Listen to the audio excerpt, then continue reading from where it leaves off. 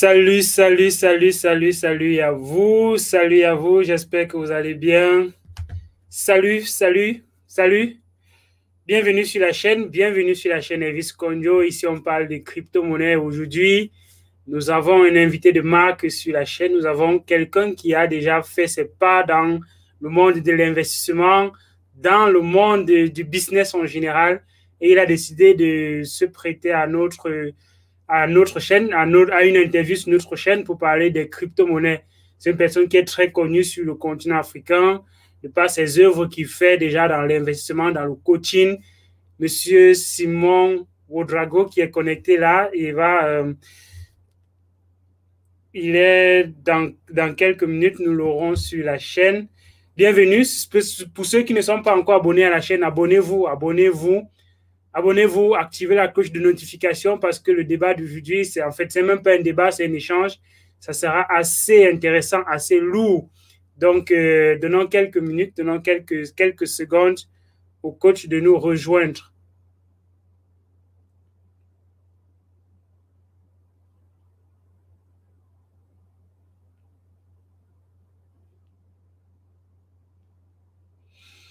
Salut, je vois beaucoup de personnes connectées. Donc, si vous avez des questions, n'hésitez pas de poser les questions, et on les posera directement au coach Simon qui sera là. Oui, donnez quelques secondes, posez les questions, laissez les questions en commentaire. Ça permettrait qu'on aborde non seulement les questions ou bien ce qu'on a préparé pour vous, mais aussi qu'on réponde aux questions que vous aurez à poser au coach directement.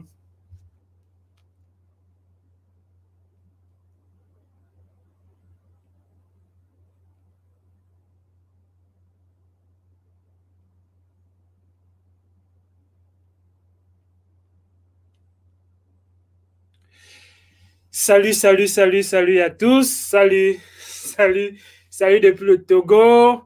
Salut à tous. Salut. J'espère que vous allez tous bien. Waouh, il est super tard de ce côté. Il est plus d'une heure. Mais bon, bienvenue sur la chaîne. Donnons quelques secondes et nous aurons en live avec nous ici connecté le professeur Simon. Salut Monsieur Ramba, salut. Likez la vidéo, partagez la vidéo pour que d'autres personnes viennent également écouter le parcours du coach concernant les crypto-monnaies. Qu'est-ce qu'il en pense?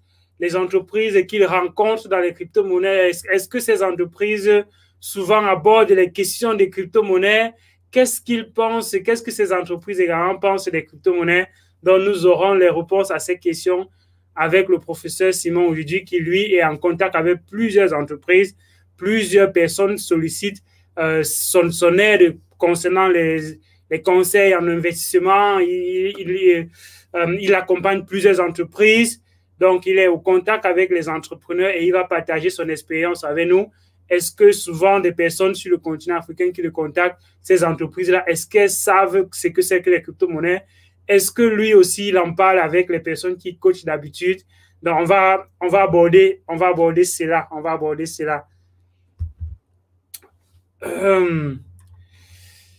Le coach va nous rejoindre dans quelques secondes. Il était connecté tout à l'heure. Il sort d'une réunion assez chargée.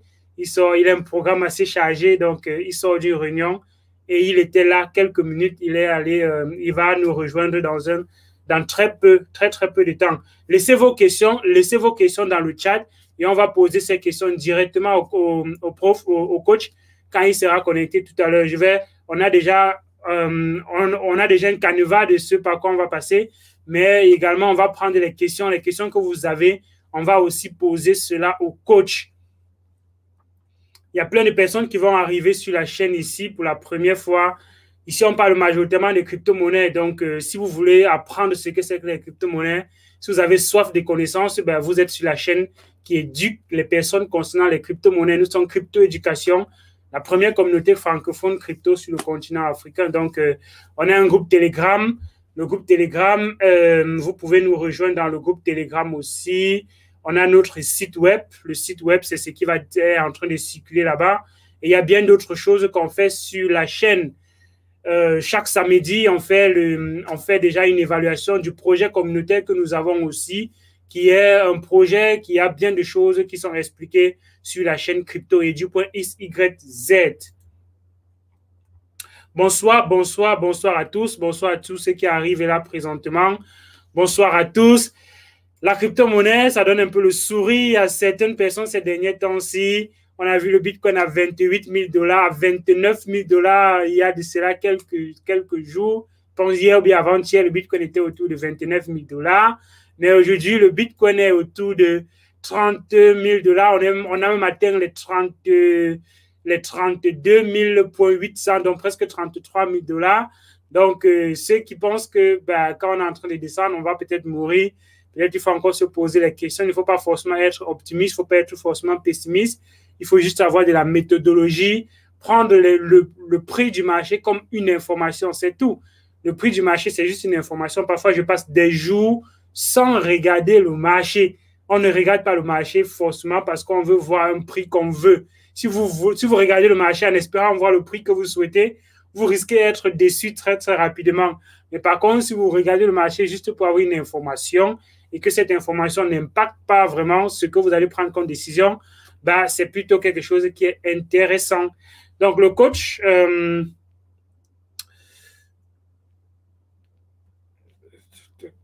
instant, je relance le coach. Il sort d'une réunion. Donc, ne soyons pas très, très exigeants avec le coach. Il sort d'une réunion, donc il sera là d'un moment à l'autre. Il était connecté tout à l'heure. Il va nous rejoindre. OK. Bienvenue à tous ceux qui arrivent sur la chaîne. Dans la crypto-monnaie, on va puiser... C'est dans la crypto-monnaie qu'on va puiser nos milliards. Bref, pour puiser les milliards dans la crypto-monnaie, il faudrait déjà avoir de la méthodologie. Il faudrait déjà avoir également la connaissance de l'écosystème. La connaissance de l'écosystème, c'est ce qui vous fera vraiment tirer profit de cet écosystème. La crypto-monnaie, c'est comme d'autres investissements. Si vous allez jusqu'à acheter un immeuble, ça veut dire que vous avez déjà planifié, vous avez contacté les personnes qui ont la connaissance de l'écosystème, vous avez contacté les personnes pour faire vos recherches avant de vous lancer dans les crypto-monnaies. Il faut également faire la même chose. Il faut connaître l'écosystème, il faut connaître ce qu'on est en train de vouloir, ce dans quoi on est en train de vouloir investir, parce que tout investissement doit forcément passer par une analyse. La connaissance de l'écosystème, c'est ce qui vous fera bénéficier, même quand le marché ne va pas aller dans le sens positif pour plusieurs, vous pourrez toujours être en profit parce que vous connaissez comment l'écosystème fonctionne. Et c'est cette maîtrise de l'écosystème-là, ce sont ces outils qu'il y a dans l'écosystème que nous partageons sur la chaîne. Nous permettons de comprendre tout ce qu'il y a autour des crypto-monnaies. Qu'est-ce qu'il y a comme opportunité? Qu'est-ce qu'il y a en fait, quand est-ce qu'on peut saisir les opportunités? Qu'est-ce qui est en train de se créer? Qu'est-ce qui arrive? Qu'est-ce qui est en train de se former, ainsi de suite, ainsi de suite. C'est ce qu'on partage sur la chaîne majoritairement. Il y a la finance décentralisée, il y a les parachains, il y a les exchanges décentralisés, il y a les NFT, il y a tellement de choses, qui fait en sorte que quelqu'un qui entre dans la crypto-monnaie avec une connaissance de l'écosystème, cette personne a de bonnes chances pour vraiment arriver au milliard, comme la personne qui a dit que la crypto-monnaie, c'est ce qui va nous permettre d'arriver au milliard. Mais par contre, il y a des personnes qui arrivent dans les crypto-monnaies et perdent beaucoup d'argent. Ça, c'est une vérité. Il ne faudrait pas qu'on mente les gens par rapport à cela. Plusieurs personnes, quand ils arrivent dans les crypto-monnaies, ils viennent dans l'optique de juste faire des bénéfices. Et quand on est justement dans l'optique de faire uniquement les bénéfices, la probabilité qu'on perde est très, très grande. C'est comme vous allez en examen en étant trop sûr de vous, trop sûr que quel que soit ce qui se passe, vous allez réussir et on voit parfois les premiers de la classe échouer. On se demande, mais qu'est-ce qui s'est passé? Pourtant, il était toujours premier en classe. Il était toujours brillant. Mais comment se fait-il que la personne échoue? Justement, avec une très grande assurance, vous pouvez être aussi, vous pouvez négliger un certain nombre de choses et justement passer à côté d'un bon nombre de choses et perdre parfois beaucoup d'argent. Donc, il faut toujours être humble. Il faut toujours être quelle que soit l'information que vous recevez, ne jugez pas la personne qui vous donne l'information. Parce que si vous jugez déjà la personne qui vous donne l'information, alors vous êtes en train déjà de passer à côté de quelque chose. Tout ce qu'on vous donne, c'est une information. Alors, vous devez prendre cette information et continuer à faire vos recherches. Quand aujourd'hui, quelqu'un me parle d'une crypto-monnaie, je ne vais pas dans l'optique que je connais déjà beaucoup de choses et personne d'autre ne peut rien me dire. Non, on a toujours besoin de quelqu'un pour apprendre. Et alors, il faut toujours considérer les informations, même si ça vient des plus petites personnes. On a toujours besoin d'un plus petit que soi. Il ne faut pas penser qu'on est assez grand, on connaît déjà beaucoup de choses, alors personne ne peut rien nous dire. Non, les choses ne fonctionnent pas comme ça. Le prof Simon est là. Il va nous rejoindre dans quelques minutes, dans quelques secondes. Donc, merci de partager le live pour que d'autres personnes nous rejoignent également dans ce live pour poser des questions concernant les crypto-monnaies au professeur Simon Ouedraogo qui est là présentement et que je vais ajouter. Salut, comment ça va? Ça va très bien, merci. Et vous, comment allez-vous? Oui, super bien, ça va, Elvis, et je crois que ça va à tout le monde et c'est avec plaisir que je suis là. Bienvenue sur la chaîne Elvis Kondios. Nous sommes une chaîne qui est en train de grandir et qui a pour but d'éduquer les gens concernant la crypto-monnaie parce que nous pensons que la crypto-monnaie, c'est l'avenir et qu'il faudrait que les Africains également soient au courant de ce qui arrive dans des changements qu'il y a dans le monde entier. Et je pense que nous sommes également dans la même vision que vous, qui éduque les gens concernant l'aspect financier. Et l'aspect financier, c'est un des aspects qui est parfois négligé. Pourtant, c'est un aspect qu'on devrait prendre plus en considération même qu'autre chose. Donc, bienvenue sur la chaîne Elvis Kondio. Nous vous accueillons vraiment en vous déroulant le tapis rouge. C'est un énorme plaisir pour nous de vous recevoir sur la chaîne. Il y a plusieurs personnes qui ne savent pas qui est le coach Simon. Donc, je vais vous laisser l'occasion de vous introduire, de vous présenter, pour que d'autres personnes puissent vraiment connaître qui est la personne qui se cache derrière le nom coach Simon dont on entend parler partout. Ok, merci beaucoup à Elvis Kondio, merci à Abdul Karim Compaoré. Je pense que c'est grâce à vous deux que je suis là. Il est bien vrai que c'était pas simple, ça fait au moins près de 2 mois que vous me tractez. Donc, je pense que, bon, le CEI étant, je me suis dit que, bon, je dois tout faire pour dégager mon temps. Donc, aujourd'hui, il est un peu, je dirais, c'est pas prétentieux, mais c'est un peu une perte de temps de parler de soi à quelqu'un. Parce que ça, c'est des choses de 1960, 1970, 1980, quand les réseaux sociaux, Facebook, YouTube n'existaient pas, les journaux en ligne n'existaient pas. Quelqu'un peut venir s'asseoir, parler de lui. Bon, moi, j'ai fait ceci, je suis cela. Mais aujourd'hui, je crois que Google, YouTube, Facebook, c'est largement suffisant pour que tu parles de quelqu'un. Quand moi, j'ai entendu parler d'Elvis Kondio, j'ai tout simplement introduit Elvis Kondio sur YouTube et j'ai essayé de suivre quelques vidéos qu'il a fait et je me suis dit, bon, voici un jeune qui fait de la recherche. Voici un jeune qui travaille dû à... J'ai des résultats de recherche de scientifiques, il lit des revues et tout. Donc, moi, je n'ai pas pris le temps de connaître Elvis Kondio parce qu'il y a Internet. Donc, pour moi, pour ceux qui ne me connaissent pas, moi, je veux tout simplement qu'ils disent Coach Simon Ouedraogo YouTube, Coach Simon Ouedraogo Facebook, Coach Simon Ouedraogo .com. Mais bon, pour votre information, je suis coach en développement personnel, option métaphysique. Je suis plus dans la métaphysique que le développement personnel simple. Et je forme les gens également dans la création d'entreprises, le management, le leadership. Et je suis également formateur sur ce qu'on appelle la PNL, la programmation neuro-linguistique. Et en dehors de ça, je guide tout le monde à être vraiment, je dirais, spirituellement et mentalement stable avant d'entreprendre. Et dans la même foulée de l'action, je me bosse beaucoup sur les cryptos, je me cultive sur les nouvelles tendances, les nouvelles technologies. Donc, voici en grosso modo ce que je peux dire. Mais je conseille à tout le monde d'aller sur YouTube, taper Coach Simon Ouedraogo et vous aurez plus d'informations. Merci pour cette brillante introduction. C'est vrai que nous sommes à l'heure d'Internet et à l'heure d'Internet, La personne qui manque d'informations, peut-être la personne ne sait pas comment faire ses recherches. C'est ce que j'ai dit tantôt. Bien que plusieurs personnes ne savent pas comment faire les recherches, mais nous apprenons aussi ça sur la chaîne Elvis Condio. Merci pour cette introduction. Sinon, votre parcours, on peut bien connaître ce que vous faites maintenant, mais il est parfois difficile de comprendre comment est-ce que vous êtes arrivé dans ce monde-là. On est majoritairement formé à l'école pour avoir un emploi après. À quel moment donné il y a le déclic pour que vous décidez d'entreprendre, de vous lancer dans les affaires? Qu'est-ce qui vous motive? Est-ce qu'il y a une histoire particulière qui vous a poussé à entreprendre? Donc, moi, je pense que mon tout premier coach, c'était la pauvreté. C'est mon premier coach. Lui, il coach bien. Lui, quand il te forme, il est pragmatique et il souhaite même souvent ta mort. Donc, quand vous avez un coach qui souhaite ta mort, quand vous avez un coach qui vous présente le nombre de personnes qu'il a tuées, donc ça change la pauvreté. Donc, ça fait quelque chose.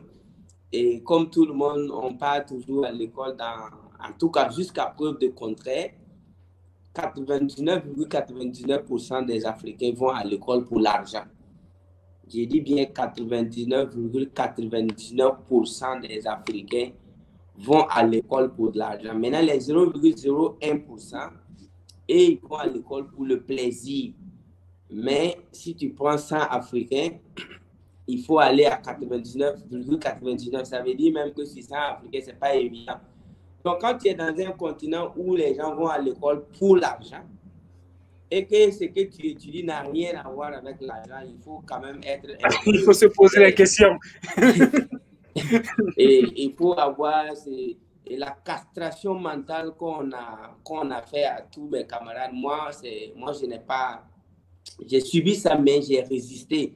Donc, c'est pourquoi, de mon côté, j'ai pu quand même dire qu'il faut que je quitte, il faut que je sorte, il faut que j'explore d'autres horizons. Parce que je ne suis pas venu ici pour écouter des histoires à dormir debout. Je ne suis pas venu ici, je ne suis pas un militaire pour faire la Première Guerre mondiale, la Deuxième Guerre mondiale. Je ne suis pas venu ici pour connaître des capitales des pays comme si je suis un pilote. Moi, je suis là parce que je voulais qu'on me dise quelque chose afin que je puisse sortir mon père, de ma mère, ma famille paternelle, maternelle, les oncles, les cousins directs et indirects dans la pauvreté. Donc, voici pourquoi moi je partais à l'école.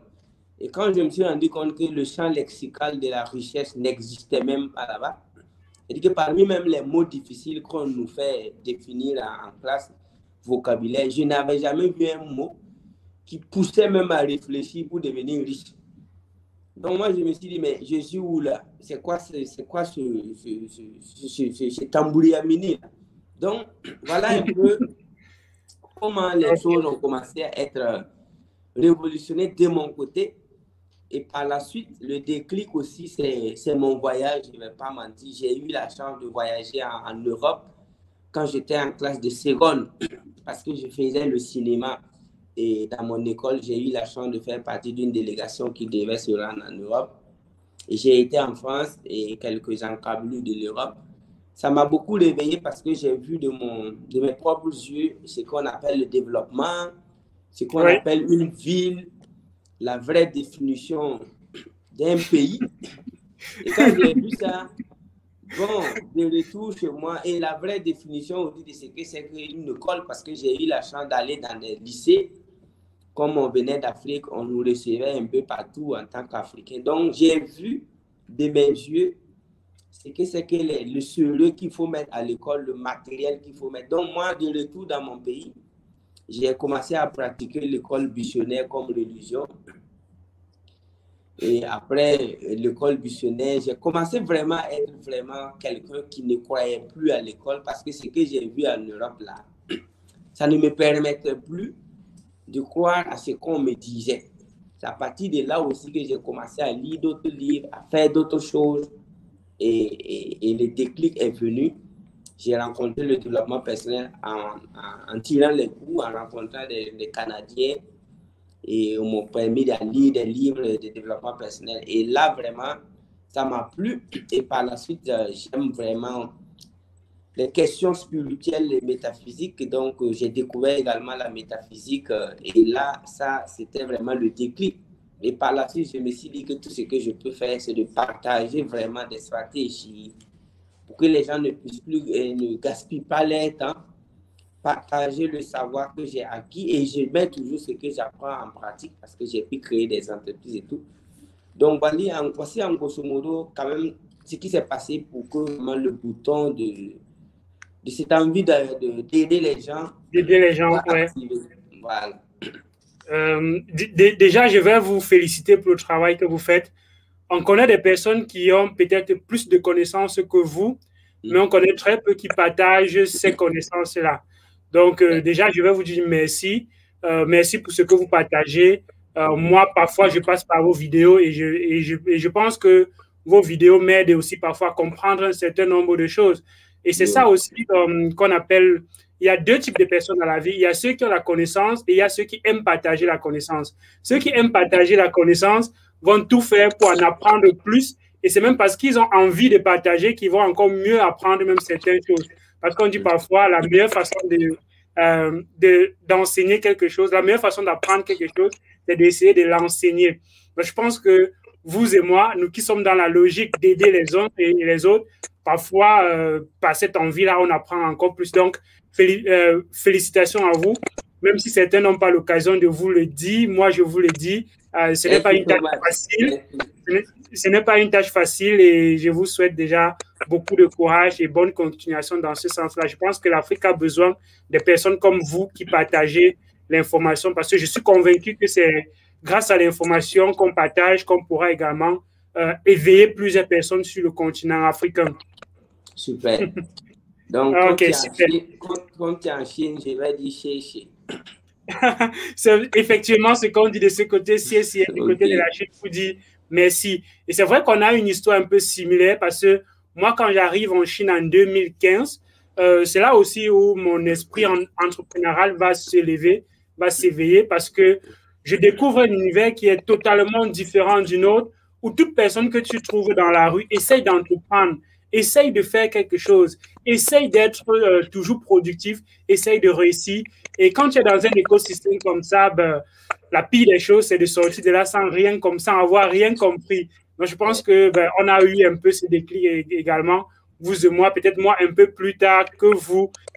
Mais on a parlé de déclic concernant l'entrepreneuriat, mais comment est-ce que vous faites pour arriver dans les crypto-monnaies? Parce que la crypto-monnaie, c'est encore jeune, parce qu'on a beaucoup de livres qui parlent d'entrepreneuriat, de coaching, des industries, des entreprises et tout. On a tellement de livres là-dessus, mais on n'en a pas assez par rapport aux crypto-monnaies. Donc, j'imagine que vous n'avez pas eu la même connaissance, bien la même information concernant les crypto-monnaies telles que vous avez eu concernant les entreprises, parce que ce n'était pas quelque chose d'ouvert, d'assez partagé commun. Donc, comment est-ce que vous faites pour découvrir l'écosystème des crypto-monnaies?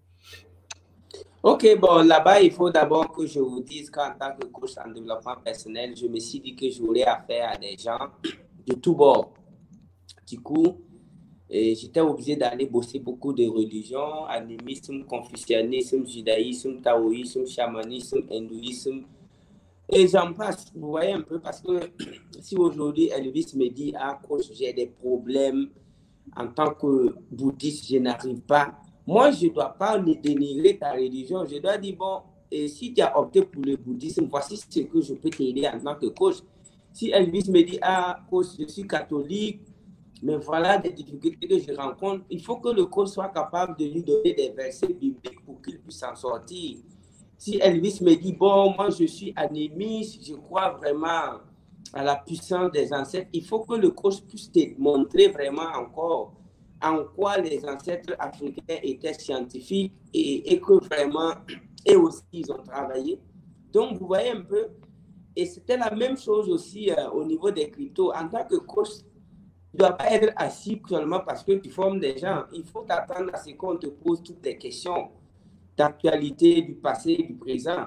Donc, c'est dans ce sens-là que moi, personnellement, je fouille partout. Quand j'apprends quelque chose, quand j'entends parler de quelque chose qui est nouveau, vraiment, je m'y mets. Et c'est en 2017 qu'un de mes étudiants m'a parlé pour la première fois de crypto-monnaie. Il est venu me voir, il a parlé. C'était Rainbow Currency qui est devenu Yem, Your Everyday Money. Et ce monsieur, vraiment, je l'ai écouté, j'ai fait mes recherches et je l'ai permis de présenter la crypto à mes étudiants. Et c'est parti de là qu'après aussi, il y a un autre qui est venu, monsieur Bernard Ouedraogo, qui parlait à l'époque d'une crypto-monnaie qu'on appelle TBC. Voilà, et ça, c'est en ayant toute cette population à côté de moi. Ce sont ces gens-là qui sont allés chercher l'information, venus m'en parler et j'ai poussé les recherches. Et récemment, j'étais à une formation en 2012 quand un Burkinabé qui vit aux États-Unis, qui travaille aux États-Unis, me racontait qu'il y a un de ses camarades qui est parti chez son professeur d'économie et que le professeur d'économie a décidé de lui donner ses vieux livres. La scène se passe en 2012. Le monsieur est parti chez son professeur en 2010. Il me racontait, ça m'a tapé quoi. Tenez-vous bien, en 2012, un professeur d'économie de Harvard décide de se débarrasser de ses vieux livres parce que c'est vieux. Tenez-vous bien, parmi tous les livres qu'il a ramassés, lui remettre parce que c'est vieux. Et le plus vieux livre datait de 2010. C'est-à-dire, il a décidé de faire sortir ses livres de 2009 à 2010 parce que ça ne vaut plus la peine. Et il les a dit de ramasser. Que ça, c'est les livres d'économie, mais ça ne sert plus. Donc, quand le monsieur m'a dit ça à l'ambassade des États-Unis lors d'une formation que je suivais là-bas, ça m'a tapé.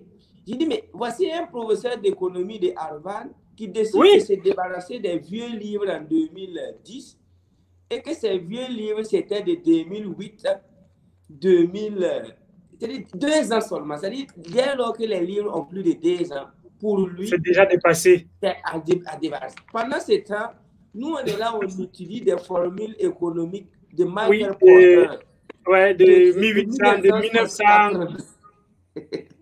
Pendant que nous sommes là en train de tracer des courbes à des étudiants en économie en Afrique, il ne faut pas les voir bosser. Hein. Si tu vois les courbes qu'ils tracent, les devoirs même qu'ils traitent là, c'est comme quand on était en classe de CM2, on dit qu'un papa est parti au marché, il a payé 3 poulets, il a donné 10 000 et chaque poulet coûte 3 000. Combien le reste-t-il? Tu vois un peu? Les trucs comme ça, les gars sont en train de le faire en oubliant que le monde change et le monde évolue à une vitesse exponentielle. Donc, c'est dans cette envie de me réactualiser que j'ai découvert le monde de la crypto et cela va vraiment aller encore très loin quand j'ai rencontré Sim Émile Parfait de GIT, de Yepman, le Camerounais, qui est venu me voir dans mon bureau ici, là où je suis en train de faire votre vidéo. Et on a beaucoup échangé. Il est venu, je dirais, 3 fois dans mon bureau, aussi au Burkina Faso. Et avec lui encore, j'ai vu l'avenir et je me suis même investi. J'ai commencé maintenant à payer quelques crypto-monnaies. J'ai commencé à faire le tour des plateformes, des échangeurs. Et là, vraiment, j'ai commencé à enseigner ou du moins à parler de ça autour de moi. Et mes étudiants se sont vraiment mis à fond. Aujourd'hui, j'ai plus de 100 jeunes qui quand même me donnent même souvent des conseils sur les nouvelles crypto, en fait. Donc, j'ai permis à ces jeunes de mieux vraiment être même en avant parce que moi, je fais beaucoup de choses à la fois. Je bosse, je forme des gens, mais eux, ils peuvent prendre une semaine pour percer, lire un white paper, vous voyez. Donc, voici en grosso modo comment et pourquoi j'ai découvert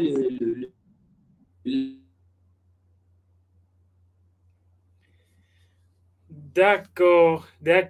Merci pour ce partage. Donc, on peut retenir que le prof découvre les crypto-monnaies parce qu'étant dans le monde du coaching, il y a des personnes qui sont venues en voulant connaître plus de cet écosystème. Et je pense que cette histoire est un peu similaire à mon parcours, moi aussi. Moi, je me souviens quand j'étais en faculté à l'université de Yaoundé 1, je ne disais jamais non quand quelqu'un venait me poser une question par rapport à un exercice que je ne connais pas. Quand quelqu'un a un problème, je ne dis jamais que je ne connais pas. Pourquoi je ne dis jamais que je ne connais pas? Parce que je sais que je peux trouver cette information quelque part. Donc, dire que je ne connais pas, c'est me limiter, c'est bloquer tout le potentiel que j'ai. Et alors, ce que je fais, je dis à la personne, demain, je vais t'apporter la solution. Et quand je rentre, j'essaye de chercher et le lendemain, je lui apporte la solution. Et c'est comme ça que j'ai beaucoup appris dans les cours en informatique. J'étais un peu en avance par rapport à d'autres, même comme on était dans la même faculté, parce que justement, je répondais aux questions, malgré qu'on n'avait même pas vu cela. Malgré que je ne connaissais pas, je faisais l'effort de chercher parce que je voulais répondre. Et c'est encore pour montrer comment la meilleure façon d'apprendre, c'est même de vouloir enseigner. Parce que comme je voulais transmettre, il fallait que je retienne, il fallait que j'apprenne. Et c'est là que j'ai, moi aussi, connu beaucoup de choses. Donc, on a un parcours aussi similaire. Mais bon, il y a plusieurs personnes qui entendent les crypto-monnaies aujourd'hui. Vous avez entendu parler et vous avez fait les recherches. Par contre, d'autres personnes entendent et ils ne font pas les recherches. Parfois, certaines personnes entendent, mais juste le mot sans leur dire rien parce qu'ils croient, ils sont trop ancrés dans le système financier classique qu'on connaît depuis belle lurette. Mais qu'est-ce qui vous a fait, vous qui connaissez quand même le système financier classique, qu'est-ce que vous a fait penser qu'il y a un avenir dans les crypto-monnaies? Bon, ici d'abord, j'aime dire aux gens que la crypto-monnaie est une particule de la blockchain parce que moi, ce qui m'a beaucoup marqué, c'est la technologie de la blockchain.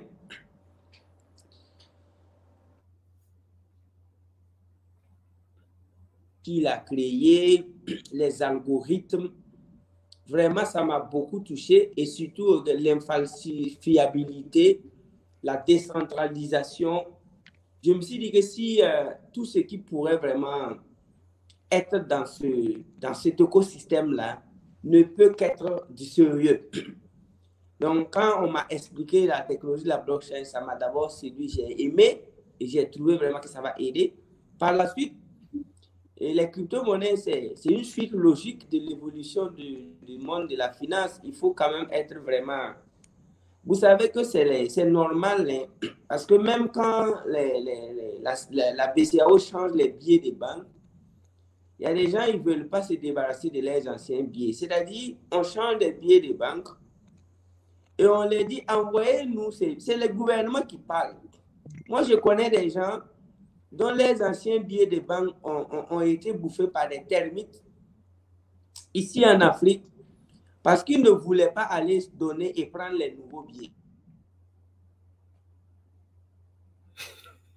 Ouais, j'en connais aussi du côté du Cameroun où il y a certains papas qui étaient très riches, qui avaient des fortunes, gardées dans des sacs à la maison avec des anciens billets. Et quand le nouveau billet est arrivé, on a demandé d'échanger, ils n'ont pas changé après. Ce n'était plus possible d'échanger. Et certains se sont envolés, ça a tout moisi. Donc, ce que vous dites, je connais une expérience pareille. Vous pouvez continuer. Donc, si vous allez faire un peu l'analyse psychologique, un peu des règles de 3, si le gouvernement lui-même sort des nouveaux billets, demande à sa population de venir donner et prendre, et qu'il y a des gens qui ont refusé, ce n'est pas une nouvelle monnaie qu'on ne peut pas voir, on ne peut pas toucher, que vous allez être surpris qu'il y ait des gens qui soient réticents. Ouais, c'est tout à fait logique aussi. Donc, du coup, moi, je ne suis pas surpris du comportement, je dirais, de méfiance des gens. Parce que cette technologie les dépasse. Quand Facebook est venu, on a vu les gens ont insulté. Ils ont dit qu'ils ne vont jamais créer un compte Facebook, que c'est un site qui fait la promotion de l'exhibitionnisme, de quoi. Mais aujourd'hui, ce sont ces gens-là, quand ils passent une journée sans publier quelque chose sur Facebook, ils sont malades. On a vu WhatsApp ici, quand des commerçants ont dit qu'ils ne vont pas créer groupe WhatsApp, ils ne sont pas dans ça, que c'est pour les jeunes, bon, que c'est pour des enfants. Aujourd'hui, ce sont ces gars-là, ils ont au moins 8 groupes de WhatsApp qu'ils ont créés et ils sont dans 50 groupes WhatsApp. Telegram, ils ont dit qu'ils ne vont pas rejoindre Telegram. Ouais, et quand il y a eu la petite annonce de Facebook concernant les données privées, Tout le monde a migré sur WhatsApp. Chaque jour, je reçois des messages. Tel a créé un compte Telegram, tel a créé un compte, tel a rejoint Telegram, ainsi de suite. Il a rejoint. Telle personne vient de rejoindre Telegram. Nous, on est là, on les regarde. Vous voyez un peu, ça on ne les demande même pas leur argent. WhatsApp, c'est gratuit, Telegram, mais ce qui est gratuit même et qui peut lui permettre de toucher plus de personnes pour faire des affaires, il n'est pas d'accord à la première minute. Donc, au niveau des cryptos, moi, je pense même que c'est parti très vite, hein, parce qu'aujourd'hui, quand je fais mon sondage sur les gens qui ont investi, qui aiment la crypto, je ne m'attendais pas à ça, en tout cas. Je ne m'attendais pas à ça, parce que selon moi, mes prévisions, normalement, là, en Afrique, si j'avais 10 000 personnes qui sont des cryptos, je dirais des cryptos users, moi-même, je sais, mais mon objectif est atteint. Mais aujourd'hui, sur le continent africain, ce n'est pas 10 000 personnes qui ont des wallets. Il faut compter des centaines de milliers. Hein. Donc, moi, je pense que laissons la crypto-monnaie se défendre. Parce qu'on ne défend pas un lion devant un mouton. Quand un lion est en face d'un mouton, il n'a pas besoin de fan club du lion. Pour pouvoir s'en sortir.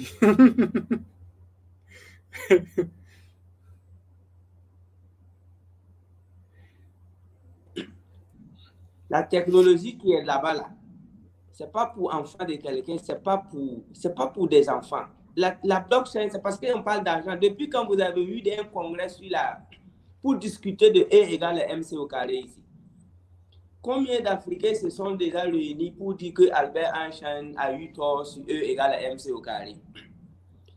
Combien de gouvernements se sont déjà réunis pour dire que la formule de Isaac Newton sur la loi de la gravité, qu'il y a des erreurs, ils vont corriger?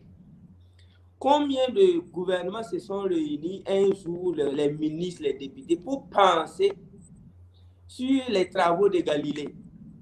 Parce que là-bas, là, ce n'est pas pour les enfants. Voilà, là-bas, là, ce n'est pas discours, c'est démonstration. Oui, ce sont les faits. Donc, la blockchain, là, c'est exactement la même chose. Quand on parle de crypto-monnaie, on parle de blockchain, c'est comme si on parle de E égale à MC au carré. Si tu ne connais même pas ce que c'est que l'énergie ou la masse, pardon, il faut enlever ta bouche là-bas. Donc, moi, je veux que les jeunes, là, n'ont qu'à se former. Bossez bien, cultivez-vous, investissez le maximum de votre minimum et laissez le temps nous dire la vérité. Ils vont rejoindre ça comme ils rejoignent Telegram, ils rejoignent WhatsApp. Là. Moi, je ne suis pas pressé avec eux. Ils vont rejoindre. Super, super, super, super discours. On a encore d'autres questions, bien évidemment. Vous pouvez laisser les questions en commentaire aussi. On va poser les questions au coach. On est en train d'avancer graduellement pour entrer véritablement dans le sujet des crypto-monnaies. On est déjà passé par comment est-ce qu'il découvre les crypto-monnaies. Et bon, dans son discours, on comprend que c'est quelqu'un qui voit un avenir par rapport aux crypto-monnaies et ça rejoint un peu la question dont on voulait embrayer par rapport à l'adoption qui est déjà faite sur le continent africain. Est-ce que tu penses qu'on est véritablement en train d'aller dans cette adoption-là? Parce qu'on on voit souvent l'Afrique comme un continent dans lequel les choses arrivent toujours en retard. Il y a toujours beaucoup de retard avant que les trucs arrivent sur le continent africain. Est-ce qu'au niveau de la crypto-monnaie, on n'a pas le sentiment que l'Afrique est un peu dans le pas de ce qui est en train de se passer dans des changements du monde entier? Oui, c'est la toute première révolution que l'Afrique vraiment a eu vent tôt. Et je vais profiter de là pour saluer Mark Zuckerberg pour son Facebook, saluer Larry Page pour Google, saluer les fondateurs de YouTube parce que n'eût été la présence des réseaux sociaux, c'est en 2050 que l'Afrique va apprendre qu'il y a eu crypto-monnaie qui a été créée par Satoshi Nakamoto en 2009. Vous voyez? Parce que ça veut dire 41 ans après.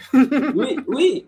Parce que vous savez avec moi que jusqu'aujourd'hui, la programmation n'est pas enseignée dans les universités et les lycées africains. C'est pas la programmation, c'est le codage, c'est prendre un ordinateur, coder une application coder un site web, c'est-à-dire les langages C++, là, vous savez que c'est ignoré totalement dans les universités africaines, non? Oui, c'est au niveau des universités. Moi, je l'ai appris à l'université, en tout cas.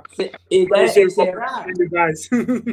J'ai échangé avec un entrepreneur français qui devait venir au Burkina faire un business avec moi. On a échangé un lundi et on s'est entendu, il va venir au Burkina. Et dès le mercredi, il me sort un site web avec des systèmes de paiement qu'il a fait. Il a veillé 2 nuits pour le faire. Moi, je lui ai demandé s'il est parti à l'école du codage, s'il est programmeur. Il m'a dit non, que c'est les BABA qu'on les a montrés à l'école, que lui n'est pas programmeur. Mais si tu vois les sites web que le gars a fait en 48 heures, moi-même jusqu'aujourd'hui, quand je mets mon œil là-bas, je dis, mais comment? Il dit ça, c'est des rien. Que même quelqu'un qui dort dehors en Europe peut faire ça. Donc, vous voyez, et tu vas partir en Afrique, tu vas prendre des universitaires dans n'importe quelle université, et même ensemble, ils ne peuvent pas avoir un site web sécurisé où il y a HTTPS à la fin. Donc, alors que le codage et les WW ont enrichi l'Amérique, ils ont enrichi l'Europe. Donc, si jusqu'aujourd'hui, nous-mêmes, on n'a pas codage à l'école, et si ce n'était pas à cause des réseaux sociaux, c'est en 2060 même qu'on va entendre parler de blockchain. Mais grâce aux réseaux sociaux, les informations sont allées vite. Et la jeunesse africaine a entendu parler de blockchain et tout. Et la bonne nouvelle, comme il y a l'argent dedans, vous savez que les Africains aiment là où il y a l'argent. Eh oui.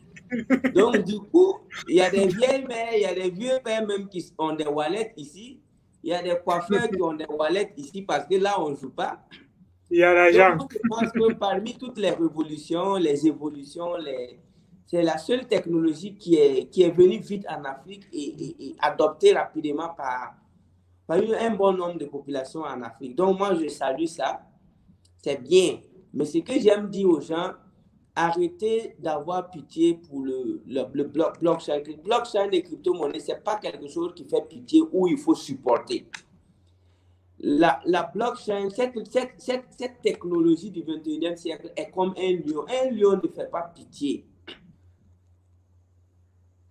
Donc, même si on ne parle même pas de la crypto-monnaie, on ne parle pas de blockchain, c'est une technologie qui va s'imposer parce qu'il a son propre pouvoir. Et ceux qui ont inventé ça sont plus intelligents. Vous savez que quand des gens qui sont plus intelligents que tout le monde met quelque chose en... Ce n'est pas un enfant de la rue qui dormait dans un caniveau et qui s'est levé et dit qu'il va changer le monde. Non. Les pseudonymes Satoshi Nakamoto, c'est l'association des génies. Je dirais même de prophètes. Peut-être même que c'est des envoyés de Dieu. Peut-être que eux aussi, leurs parents ne sont pas tombés enceintes, ils n'ont pas été avec un homme pour les créer. Moi, je ne sais pas parce qu'on connaît un prophète ici qui s'appelle Jésus-Christ de Nazareth, dont sa maman était assise comme ça. Et puis bon, un bon jour, le Saint-Esprit parla. Peut-être que ceux qui sont à l'origine de Bitcoin et puis blockchain, là, peut-être que c'est des envoyés aussi de Dieu, peut-être que c'est des anges, peut-être que c'est des... Moi-même, je me pose la question si eux aussi sont des humains.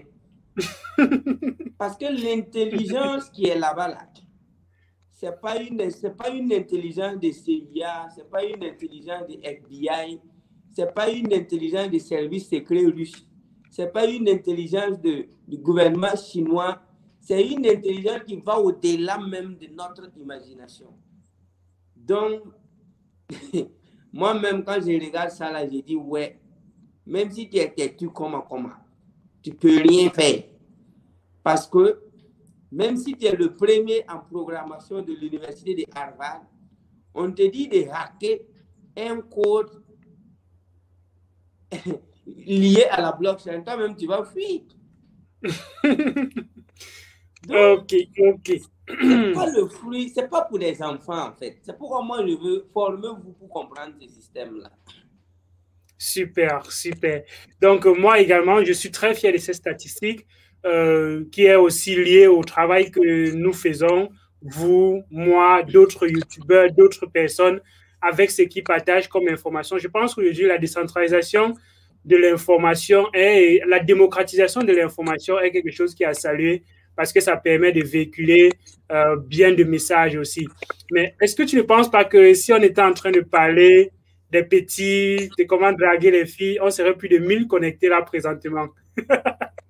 Oui, bon, c'est ça, parce que du coup, vous savez que il y a des... Moi, souvent, j'aime aller sur YouTube, regarder les vidéos de Bill Gates, je regarde les vidéos de Trump, je regarde les vidéos des grands coachs américains. Souvent, Oui. ils vont poster une vidéo, un an après, ils ont 2000 vues. Hein. Ouais, je suis moi-même parfois choqué. Je suis parfois choqué de cela. Tu vois une vidéo, quand tu tombes dessus, ça a un contenu qui est assez intéressant, qui est plein d'informations riches, mais ça n'a pas de vue. Tu te demandes, mais qu'est-ce que les gens regardent? Et après, quand tu vois une vidéo qui a des millions de vues, en réalité, le contenu n'est pas aussi enrichissant que ça. Mais tu te demandes, mais finalement, qu'est-ce que les gens aiment? Est-ce que on est en train de... Mais bon, moi, ça ne me choque pas. Moi, ça ne me choque pas. Je suis plutôt content que nous soyons déjà près de 100 personnes qui sont connectées là présentement, qui nous suivent. Et c'est plutôt intéressant. Ça veut dire qu'il y a déjà beaucoup de personnes qui ont soif de connaissances, qui ont soif beaucoup plus de l'indépendance financière. Et comme je le dis tantôt, souvent, la crypto-monnaie, c'est une chose, mais la connaissance de l'écosystème, c'est ce qui vous permettra même de saisir les opportunités qu'il y aura autour. Est-ce que tu penses quand même, malgré tout, que la crypto-monnaie est encore jeune et qu'il y a donc comme ça, et qu'on est encore au tout début? Et à quoi est-ce que tu peux comparer la crypto-monnaie quand c'était au début? On peut faire un parallélisme à quoi qui est aujourd'hui à un très grand niveau, qui a peut-être généré beaucoup de revenus pour les personnes qui étaient plus jeunes. On peut faire un parallélisme à quoi, par exemple, avec les crypto-monnaies? Bon, il faut noter que si on va un peu faire de l'histoire, je crois que c'est à partir de 1444-1442, quand Jean Gutenberg a inventé l'imprimerie, que certaines choses ont commencé à aller vite. Hein. Et là, ils ont imprimé quelques Bibles. Sinon, Jésus-Christ de Nazareth, c'est 500 ans après sa mort, il y avait moins de chrétiens. Le prophète Mohammed, et je crois que depuis l'an 500, en l'an 1000, il y avait moins de musulmans. Hein. Oui, je suis d'accord. Donc, moi, je suis très content des statistiques liées à ceux qui comprennent la technologie blockchain, parce que ce n'est pas quelque chose qui est là pour 100 ans. C'est pas, ils n'ont pas respecté les définitions des trucs. On dit qu'une entreprise, c'est durée de 99. Non. Quand les gars codaient la blockchain, c'était pour une histoire de 2000, l'an 3000 en fait. Est-ce que vous comprenez? Oui. Donc, c'est minimum pour 1000 ans. Et après les 1000 ans, on va améliorer un peu la blockchain comme on améliore les religions. Vous avez vu Nouveau Testament et Ancien Testament. Vous voyez un peu, non? Oui, oui, oui. Donc, on va améliorer, on va tirer ça encore pour l'an 4000. Donc, ici, ce n'est que, je dirais même que la technologie, c'est une cellule fœtale. C'est embryonnaire.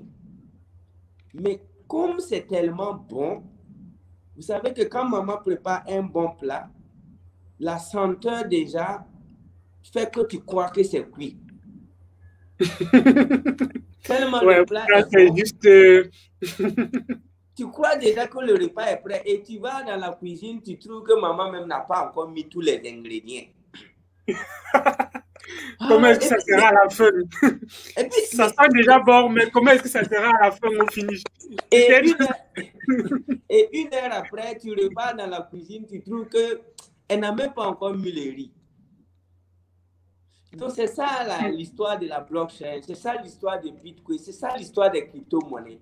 C'est-à-dire, on est en train de couper les condiments et il y a des gens qui sont déjà devenus riches. Alors qu'on n'a même pas encore commencé à préparer. Donc ça, voici comment je peux comparer ça. Très belle. Très belle comparaison en tout cas. Moi, je dirais aussi que la crypto-monnaie, pour ceux qui, en fait, pour comprendre même où est-ce qu'on est en train de partir dans la crypto-monnaie, il faudrait comprendre le système financier actuel, le système mondial même classique, comment les choses fonctionnent là présentement. Figurez-vous sur le continent, pas simplement sur le continent africain, mais on a plusieurs pays en Afrique où les gens sont nés plusieurs fois. Quelqu'un naît, à un moment donné, il va changer son acte, il diminue d'âge. À un moment donné, quand il va encore peut-être faire un concours, bien quand il veut faire quelque chose là-bas, il change encore d'acte, il diminue encore son âge, ainsi de suite. Ça, c'est pour parler uniquement du cadre des actes de naissance, par exemple. Moi, je ne vais pas parler, par exemple, des systèmes judiciaires où les gens sont emprisonnés pendant des années. Après leur dossier, leur casier, on ne le retrouve même plus. Après, on les libère, on dit, OK, bon, votre dossier est perdu et on n'a plus de raison de vous garder. Donc, vous avez passé la prison, vous avez passé des années en prison pour rien. Donc, il y a déjà ces choses-là, ces manquements dans le système qui font en sorte que, mais est-ce qu'on n'a pas besoin d'un meilleur système? Pourquoi est-ce que les choses se perdent? Pourquoi est-ce qu'on peut modifier une information? Qu'est-ce qui fait aujourd'hui que certaines entreprises voient leur compte être vidé, ce qu'on appelle les bank runs? Parfois, les comptes des personnes sont vidés. Tu ne connais pas les raisons derrière, mais est-ce que finalement, il ne peut pas avoir de meilleur système? Et là, il faudrait déjà comprendre le système classique pour comprendre aussi les solutions qu'apporte la crypto-monnaie et la blockchain aux problèmes actuels. Et justement, ne pas comprendre la solution au problème, c'est ne pas comprendre, par exemple, où est-ce que la crypto-monnaie est en train d'aller et quels peuvent être les projets futuristes même qui naîtront dans les crypto-monnaies. Est-ce que j'ai un peu essayé d'expliquer un peu vraiment les objectifs de la crypto-monnaie en quelques termes, en quelques mots? C'est ça. Parce que déjà, quand vous voyez un peu les grandes entreprises comme Nike, comme Apple, comme Facebook, nous n'avons pas eu la chance de payer des actions au lancement. Encore faut-il avoir l'information et payer des actions. Aujourd'hui, moi, quand on dit crypto-monnaie, moi, je remplace par entreprise. Hein. Au fait, quand on parle d'une crypto-monnaie, c'est l'autre nom de la nouvelle formule de l'entrepreneuriat. OK? Si tu te lèves aujourd'hui, tu vas créer ton entreprise, tu vas enregistrer et puis tu es assis, tu postules à des marchés. Bon, ça, c'est des anciennes formules du succès qui sont devenues les nouvelles formules de l'échec. Donc, les anciennes formules du succès sont devenues... Donc, aujourd'hui, si vous êtes un jeune, vous voulez créer une entreprise et que vous ne connaissez pas la technique de la blockchain, mais vous êtes foutu, c'est l'unique moment de l'humanité où le chinois, le japonais, l'indien, le français, l'israélien, l'africain se mettent derrière un ordinateur pour financer le projet d'un jeune burkinabé qui se trouve à 500 km. Qu'ils ne connaissent même pas. Qu'ils ne connaissent pas. Ils ne connaissent même pas. Mais avant là, pour payer même des actions, les gars se connaissent entre eux. Oui, oui. Mais avec la blockchain, c'est une question d'idée. Est-ce que tu as une bonne idée? Est-ce que tu penses? Si tu penses là, l'argent n'est plus le problème. Donne-nous ton projet, écris le white paper de ton projet et lance-le et tu vas voir. Donc, on n'a jamais vécu ça. Avant, c'était de la magouille où le plus joli, le salon de beauté le plus beau, peut-être que c'est la maîtresse d'un ministre ou d'un homme fort du pays. Et elle va dormir dans son salon, mais chaque mois, elle change la peinture du salon. Mais aujourd'hui, l'entrepreneuriat a pris une autre tournure. Si tu veux entreprendre, il faut penser international. Il faut penser qu'un Chinois va investir dans ton entreprise. Oui, il faut penser qu'un Japonais va investir. Il faut penser que l'Indien va investir. Donc, cela oblige maintenant les nouveaux entrepreneurs à être des surdoués. L'entrepreneuriat n'est plus permis à des attardés mentaux. Maintenant, lorsque tu commences à te cultiver, l'entrepreneuriat, tu mets ça dans la blockchain et les gens vont aimer l'idée. Donc, on est dans un siècle d'idées. Donc, c'est pourquoi la blockchain vient encore dire merde au népotisme, merde à la famicratie. Et la blockchain vient balayer de l'éveil, la combine. Et cette technologie veut que l'on vive de son imagination. Il n'y a plus de tricherie, c'est fini la tricherie.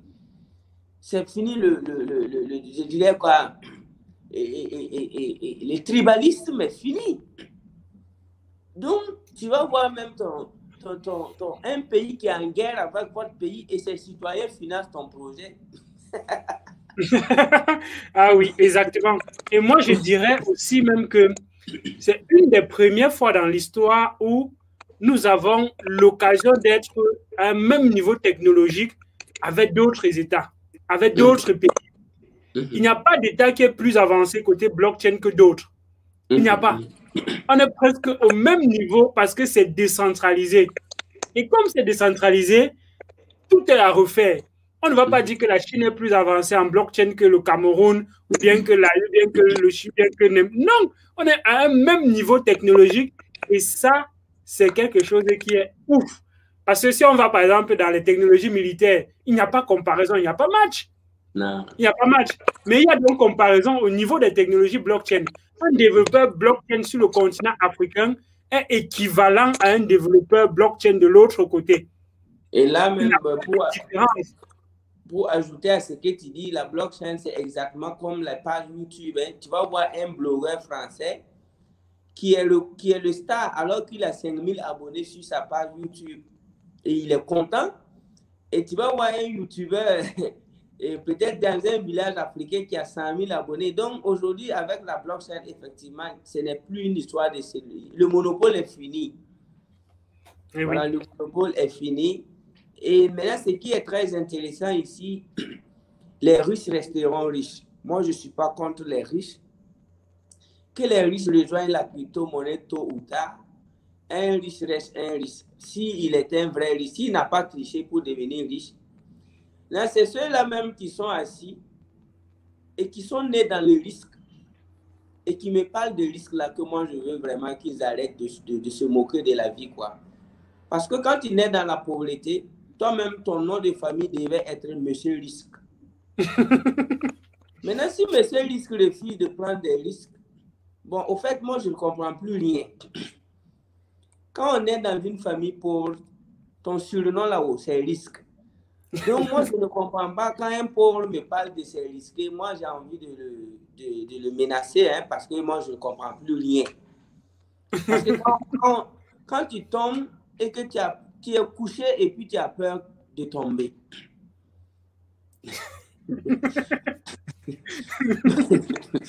Donc, il y a des gens, tu lui dis d'investir même 2 € ou 10 € et puis il veut que tu fasses un cours sur risk management pour lui. Tu lui demandes combien tu gagnes par mois, il dit qu'il gagne 30 € par mois. Maintenant, tu lui dis d'investir 10 € et puis il dit que bon, que vraiment, lui, il est en train de réfléchir. Vous voyez des gens comme ça, il faut les former. Voilà. Celui qui doit parler de lui, c'est les enfants de Bill Gates, les enfants de Warren Buffett, les enfants de Amécio Ortega, les enfants de Liliane Bettencourt. Pour investir leur argent, ils doivent poser au moins 50 questions. Mais si toi, tes parents sont comme moi, mes parents, il faut arrêter de poser beaucoup de questions parce que quand on est couché, on ne doit plus avoir peur de tomber. Voilà. Super, super, super, super. C'est cool. On a déjà tellement de questions, mais on va encore aller dans 2-3 questions avant de passer aux questions des uns et des autres. Monsieur Philippe, désolé, je vous ai appelé Philippe alors que c'est Monsieur Philippe Simon qui est venu dans ma tête. Désolé. Monsieur Simon, vous qui rencontrez de temps en temps les entreprises et que vous accompagnez les entreprises, Est-ce que vous pensez que les entreprises sont en train de suivre les tendances de la blockchain sur le continent africain? Oh, pas trop, pas tout le monde, mais déjà, nous avons décidé de fabriquer nos entreprises nous-mêmes parce que moi, je n'aime pas trop perdre mon temps avec des gens qui ne comprennent pas trop. Donc, moi, je forme permanemment des jeunes entrepreneurs et 90% des jeunes entrepreneurs que moi, j'ai formés sont lettrés. Ils sont lettrés au niveau de la blockchain. Ils connaissent l'ABCD de la finance du 21e siècle. Maintenant, quant aux entreprises qui faisaient des chiffres d'affaires de 1 milliard, 100 millions, quand tu veux parler de ça, et ils voient autre chose. Donc, pour moi, l'Afrique a plus de besoin de nouvelles entreprises que de perdre le temps à convaincre aux anciennes entreprises si minimes. Parce que quand tu prends l'Afrique, le nombre d'entreprises est tellement ultra minoritaire que moi, je mise sur les nouvelles entreprises. Mais quant aux anciennes entreprises, s'ils demandent conseil, moi, je sais comment les conseiller pour qu'ils s'adaptent. Sinon, nous devons plus créer. Et les nouvelles entreprises vont vraiment sauver l'Afrique. Parce que ce seront des entreprises où les PDG sont vraiment, ont des MacBook Pro, quoi. Ok, super. Et je suis d'accord avec vous quand vous dites que il est très, très difficile pour une entreprise qui a déjà un système qui fonctionne de changer. Et c'est justement ça c'est le même paradigme dans lequel on est avec les crypto-monnaies. Les banques ont tellement pensé que leur système était déjà suffisamment stable et qu'il n'y avait plus rien à parfaire dans leur système, qu'ils avaient atteint le summum, qu'ils pensaient que il n'y a rien qui pourrait les détrôner. Et quand les crypto-monnaies arrivent, ils se posent des questions, ils se remettent en question, mais est-ce que finalement, on était dans une bonne logique? Est-ce que finalement, il y a pas est-ce qu'on ne pouvait pas faire mieux? Je pense que si les banques et les gouvernements étaient dans la logique d'avancer, de proposer des choses encore plus futuristes, ils auraient également proposé des choses encore plus meilleures. Mais on est beaucoup plus dans une logique de conserver ce qu'on a déjà, de conserver les acquis, préserver les acquis, qui sont les termes les plus utilisés, préservation des acquis. Et dans la préservation de l'acquis, il n'y a pas d'innovation. D'ailleurs, même, ils n'ont rien acquis, ils veulent préserver les acquis. Bon, parce que ça fait déjà... Parce que personnellement, j'étais en train d'échanger la semaine passée avec des jeunes banquiers. Maintenant, voilà ce que moi, je les ai dit. J'ai tapoté l'épaule d'un là et puis j'ai dit, bon, vous savez quoi? Et vous serez vus comme des anciens gestionnaires de télécentres. Il y a eu un moment, quand tu avais une cabine téléphonique, tu te gonflais dans le quartier parce que tout le monde venait téléphoner chez toi. Et quelques années plus tard, le gars même a fermé boutique et il a quitté le quartier. Parce qu'au lieu d'investir son argent dans les téléphonies mobiles, il a passé son temps à se gonfler, à s'empiffrer et à s'engouffrer dans les restaurants. Parce que tout simplement, lui, il a 2 cabines téléphoniques. Aujourd'hui, quand je croise des banquiers, moi, je vois déjà des gérants de télécentres. Quand je vois les banquiers, souvent, je leur dis, est-ce que vous êtes au courant du changement qui s'opère? Ne dormez pas, s'il vous plaît. Parce que vous, les gérants de télécentres, là, et au moins, aujourd'hui, chacun a un téléphone. Donc, l'adaptation est obligée parce qu'on n'a pas... Vous voyez comment les dinosaures ont disparu? Est-ce qu'il y a eu des rencontres pour dire aux dinosaures qu'ils vont disparaître? Non. Les dinosaures se sont rendus compte que, bon, vraiment, il faut qu'eux-mêmes, ils s'immortalisent dans les dessins animés. Aujourd'hui, si tu veux voir les dinosaures, il faut regarder les dessins animés. Ou bien aller dans certains musées où on a reconstitué quelques ossements des dinosaures. Mais ils étaient puissants jusqu'à ce qu'ils crachaient du feu. Ouais. Oui. Souvent, je vois des banques ici et des banques même qui ne valent même pas, dont la capitalisation ne dépasse même pas la richesse d'un enfant qui a 100 bitcoins. Parce que vous voyez qu'il y a des gens, ils ont 1000 bitcoins dans son portable et il ne fait pas le malin. Il attend que le bitcoin atteigne les 100 000 $. Pendant ce temps, tu vas voir une banque, tu lis, on dit au capital de 1 milliard. Et 1 milliard, c'est en francs CFA. Eh oui, en France, c'est soit 2 millions de dollars. En fait. Alors qu'on a des plateformes décentralisées sur la blockchain qui ont plus de 6 milliards de dollars. Non, il faut parler de wallet. Il faut parler de wallet. Parce que si tu parles de plateforme, c'est trop. Il y a des jeunes qui ont des wallets. Et dans les wallets, là, peut-être qu'il y a 10 millions de dollars là-bas. Oui. Et les jeunes, ils se promènent en culotte, ils réfléchissent, quoi. Donc, vous voyez un peu, c'est pourquoi nous, on souhaite le bien pour tout le monde. Les anciens riches, on veut qu'ils restent riches. Nous voulons que les banques restent vraiment grandes parce que, bon, puis l'UFAS, ils ont aidé, ils ont détruit, ils ont aidé, mais on trouve que quand même les banques ont travaillé sur l'économie mondiale de tous les banques ont travaillé.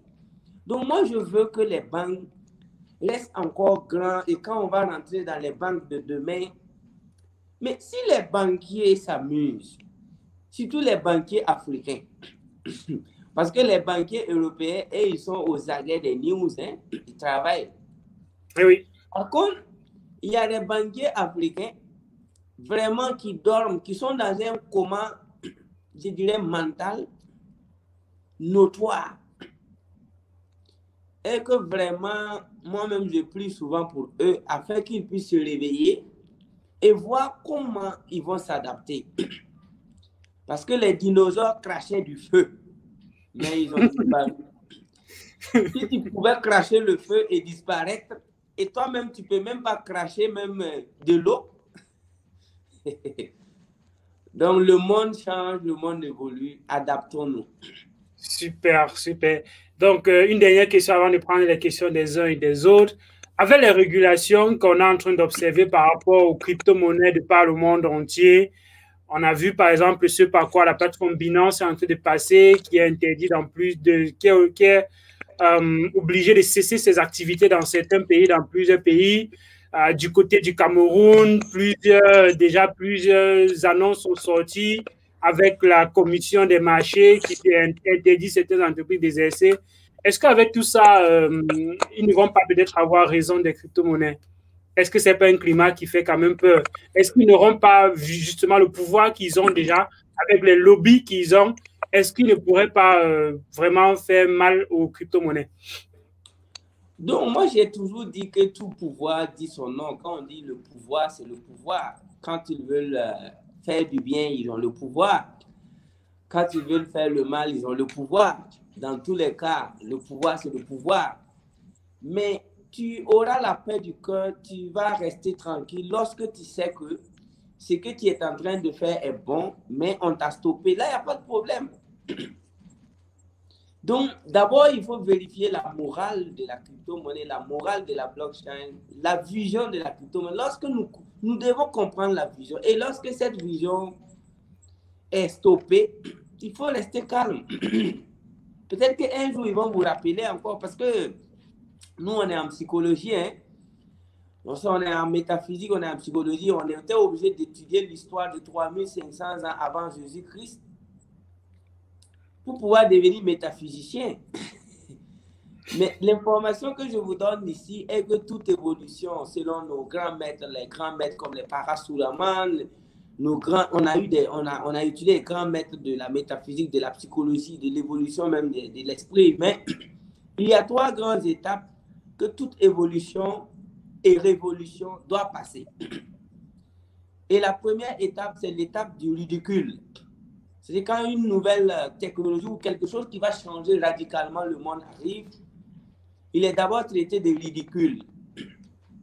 Ouais. Et s'il arrive à survivre dans l'étape du ridicule, deuxième étape, il est traité de dangereux.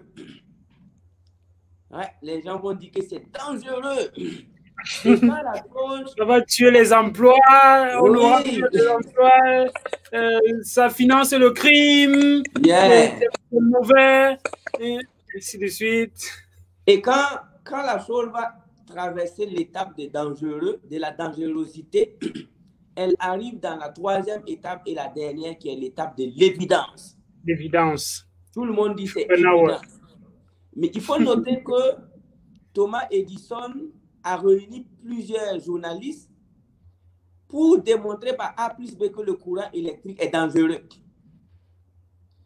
Et les journalistes américains sont venus, ils faisaient la une des journaux pour dire qu'il faut arrêter immédiatement la vulgarisation du courant électrique, la popularisation du courant, parce que ça peut tuer, ça peut électrocuter, jusqu'à ce qu'ils ont fait les démonstrations avec des chaises électriques.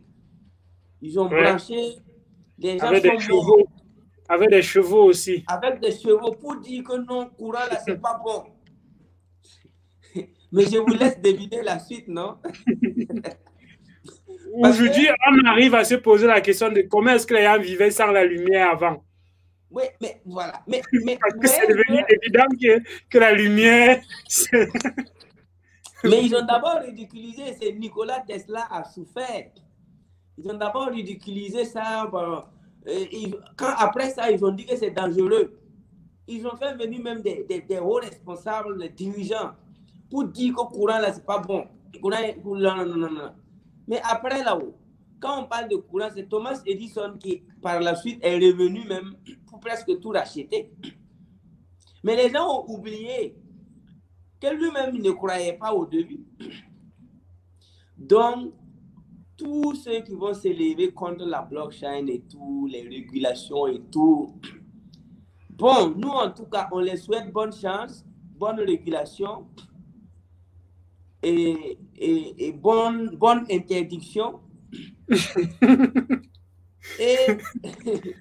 et de faire tout pour ne pas vraiment... Et j'aime dire aux gens aussi que moi, même si je suis le gouvernement, je ne peux pas m'asseoir, regarder des gens s'enrichir sans que moi je mange. Impossible. C'est dans la nature humaine. Moi, je suis formateur. Avant de donner cours à mes étudiants, quand ils viennent dans mon stand, j'ai dit, bon, moi, je vais vous prendre de zéro et je vais vous transformer en héros. Je l'ai dit ça. J'ai dit, à moins que tu abandonnes dans mon école, dans mon centre de formation, dans mon système éducatif qui s'appelle AMRIS, International Wisdom and Research System, à moins que tu démissionnes là-bas, en cas d'échec, tu deviendras riche.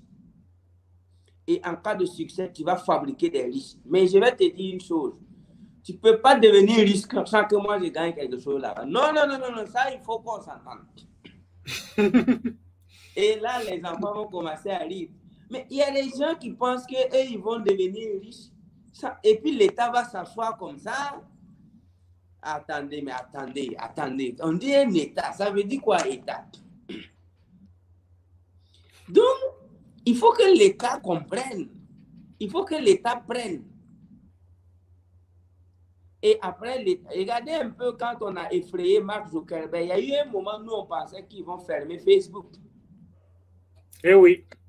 Et nous tous, on avait commencé même à vouloir se désinscrire sur Facebook parce qu'on a eu peur. Mark Zuckerberg qui devait comparaître devant les grands juges de l'Amérique. Eh oui. Alors qu'il est enfant, un jeune homme de 25 ans, à l'époque, il avait 25 ou 30, en tout cas 30 ans même devant les juges américains. Et quand on dit que tu es juge en Amérique, mais ça veut dire beaucoup de choses parce que la justice américaine a... Mais si tu regardes les séries, si tu te cultives, si tu lis beaucoup, les William W. Du Bois, si tu lis les œuvres de Abraham Lincoln, les Thomas Edison, les grands constitutionnalistes là, je suis là pour vous dire que la justice américaine, ce n'est pas pour les enfants. On ne devient pas juge en Amérique parce qu'on a lu des articles. C'est un niveau mental.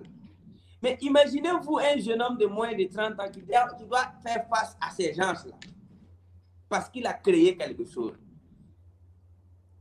Si nous, on était à la place de Mark Zuckerberg, si Mark Zuckerberg n'avait pas été peut-être dans la main des psychologues, métaphysiciens, sociologues, si sa maman même peut-être ne l'avait pas purgé, peut-être qu'ils ont...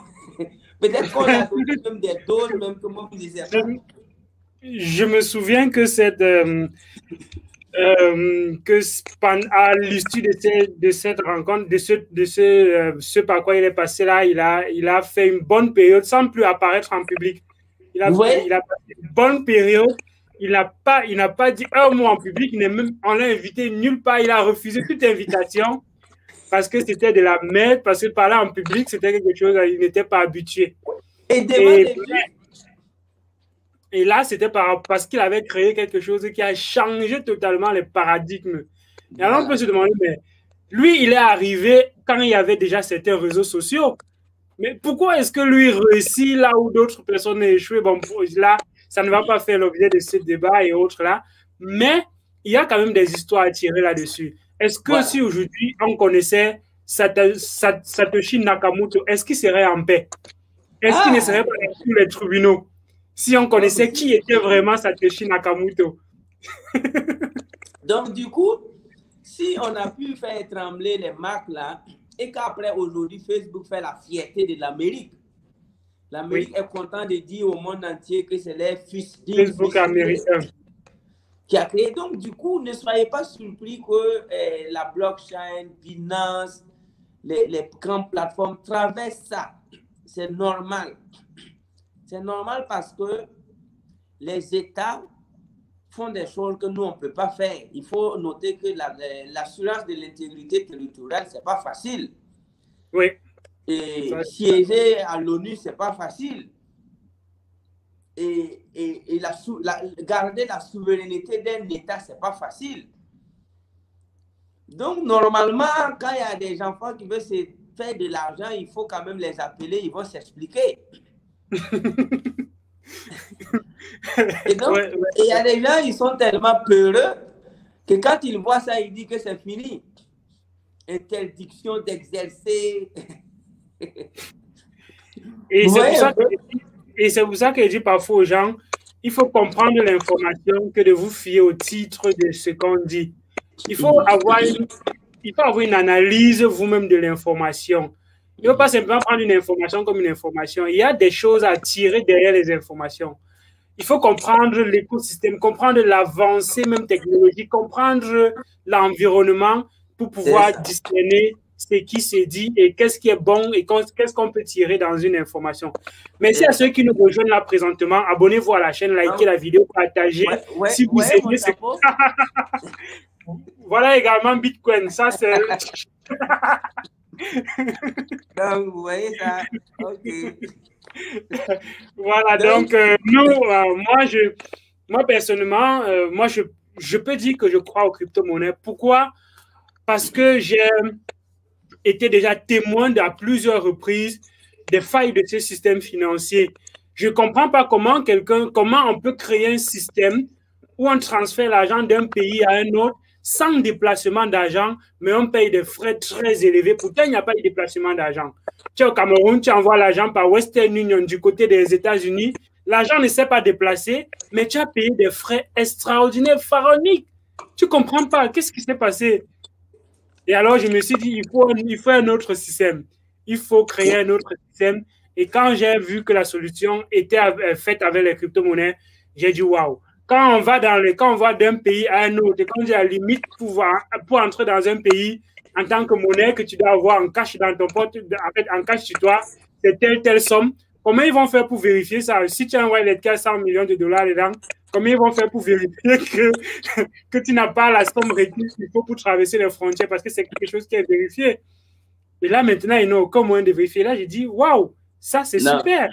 Donc, sur ce point-là, moi, ce que je peux dire aux États, c'est de se rassurer et de dormir tranquille. Parce qu'entre nous-mêmes, nous serons capables, ou du moins nous devons être à mesure de dénoncer des gens qui se comportent mal dans cette blockchain, dans ce monde de crypto-monnaies. Eh oui, avec beaucoup d'arnaques. Donc, nous, on sera toujours... Moi, personnellement, je me rappelle qu'il y a quelqu'un qui a créé un site d'investissement en ligne. Il a mis mon nom. Et il a parlé de... Et les gens ont commencé à mettre $100, $200. Et après, on a signalé, on a dit aux gens de ne pas croire que je ne suis pas derrière. Donc, partout, il y aura toujours des bandits. Mais moi, je veux que les États africains commencent à fêter. Parce que nous, si nous, la jeunesse africaine, on est riche, en réalité, c'est les États qui gagnent. Parce que un jeune Russe américain, un jeune Russe chinois, un jeune Russe japonais va peut-être vouloir faire tatouage sur ses fesses. Mais un jeune Russe africain va d'abord penser à son village, l'eau potable. Il va d'abord penser à ses parents. Il va d'abord penser à scolariser ses petits frères. Il va d'abord penser à investir dans des orphelinats. Il va même penser à construire des écoles. Il va penser à construire des hôpitaux. Il va penser à faire même des voies. Et tout ce que j'ai cité, c'est le gouvernement qui devrait faire. Mais cela a déjà été fait au Japon. C'est rare de voir un jeune millionnaire japonais qui a fait un nom d'une école. C'est rare de voir un jeune millionnaire japonais qui a construit un hôpital. C'est rare de voir un jeune millionnaire japonais qui a offert un forage.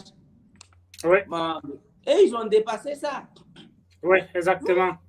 Et ils sont allés faire tatouage, ils sont allés dîner à Maldives sous l'océan. Ils sont allés, peut-être, voilà, les Elon Musk là sont allés en train d'aller sur Mars. Il pas été vivre sur Mars avec Jeff Bezos. Est-ce qu'un milliardaire africain va faire ça et puis venir dans son village encore? Il faut attendre longtemps, hein?